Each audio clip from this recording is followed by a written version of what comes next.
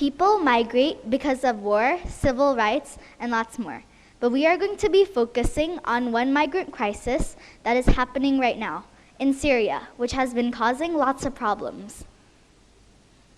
In the summer of 2015, Europe has experienced the biggest influx of migrants and refugees since the Second World War. Why? The main reason is that Syria is a world source of migrants and refugees. The World Health Organization was not prepared for such a big crisis. Syria is located in the Middle East, an ancient fertile land settled for at least 10,000 years. It has been ruled by the Al-Assad family, but things started getting really bad in 2011. On the 15th of March, a civil war began. It started with anti-government protests.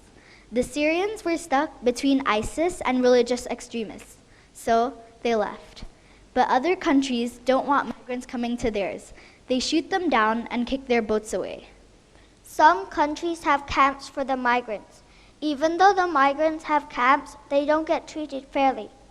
But if you look at the country's perspectives, you might think the migrants are dangerous, or they might be criminals, or they might have an illness.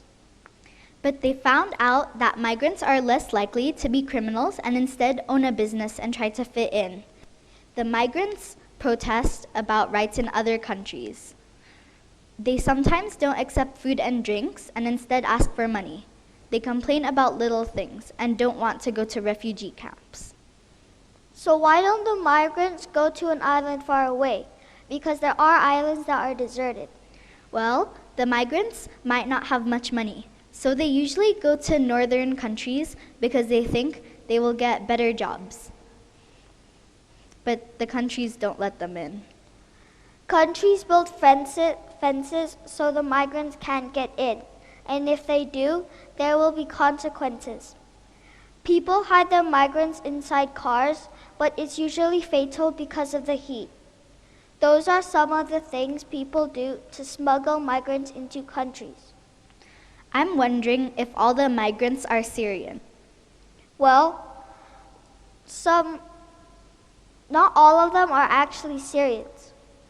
Some are from different countries and try to disguise themselves as Syrians.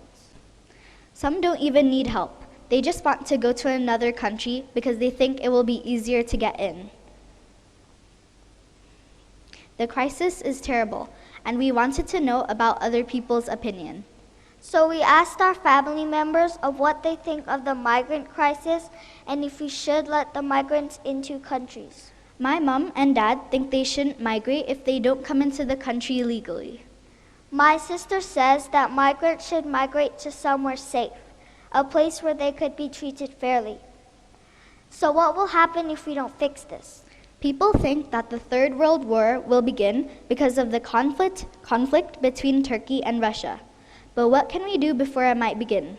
One of the neighboring countries, Jordan, has taken about 600,000 migrants. But the country has only $39 billion, while the UK has $3.115 trillion. They say they will only allow in 20,000 migrants into their country. The US has agreed to take in 10,000, Australia will let in 12,000, Canada has already let in around 20,000 migrants, and Turkey has already let in more than 2 million migrants since 2001. Overall, things are slowly getting better, but not fast enough. We are writing important history right now. How do we want to be remembered? As cowards hiding behind fences? As people who didn't accept them? We have to realize that these people fleeing from death and destruction are no different from us. By combining them into our societies, we are becoming better people. We have much to gain. If we don't act with humanity and reason, more dead children will be washed ashore. Innocent people will die. Let's pause for a moment and think about this story. Melissa Flemings is a TEDx speaker. She talked about a Syrian-Egyptian couple who wanted to go to Europe. Their names were Doa and Bayam. They too were migrants. They boarded a boat with 800 people in total. Women, men, and children were on board. They were scared. Doa was scared. She was scared that the boat was going to sink. Then, moments later, these men came and started to attack their boat.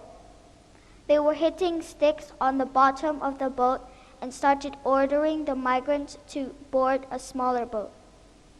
But they refused. A few hours later, the same men that attacked them before started ramming the boat that Doa was on, right below where Doa and Bayam were sitting. The boat sank with hundreds of people in it. A poor baby was shred to pieces by the propeller. Doa, on the other hand, couldn't swim. Bayam handed her a kid's swimming ring.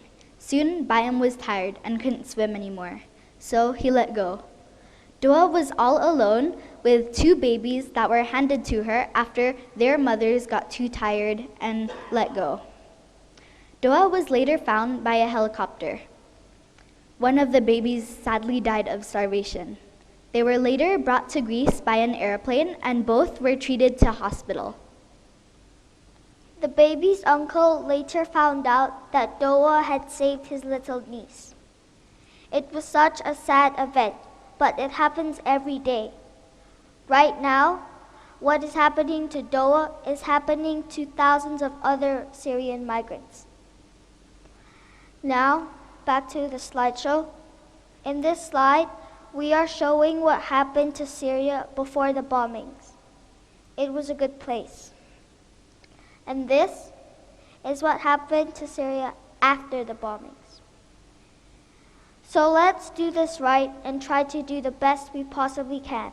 Do we want what happened to Doa and Bayam to happen to thousands of other migrants? To help end this crisis, please go to this website. Thank you for listening to us.